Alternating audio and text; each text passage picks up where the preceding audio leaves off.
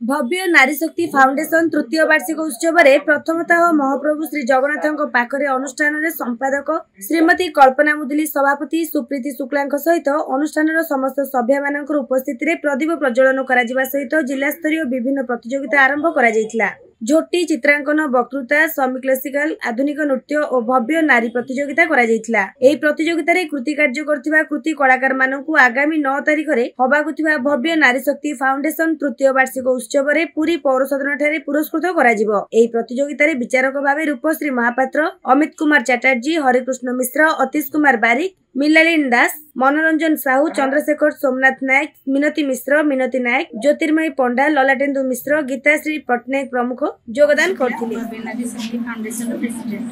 आज आमर ये तृतीय वार्षिक उत्सव होमें आज ये विभिन्न प्रकार प्रतियोगिता छोट पिला महिला छोट पिला महिला आमर यहाँ गोटे प्रतिभा देखा बहुत बड़ प्लाटफर्म आम पूरी जेहेतु कलार क्षेत्र तेणु ये बहुत प्रकार कला नृत्य छोट पिला मैंने प्रतिभा प्रकाश प्रदर्शित करते गोटे बहुत बड़ सुजोग आम आगामी वर्ष मानक आहरी यहाँ बेटर करने चेष्टा करूँ।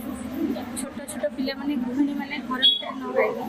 प्रतिभा ये आसटा आमर बहुत बड़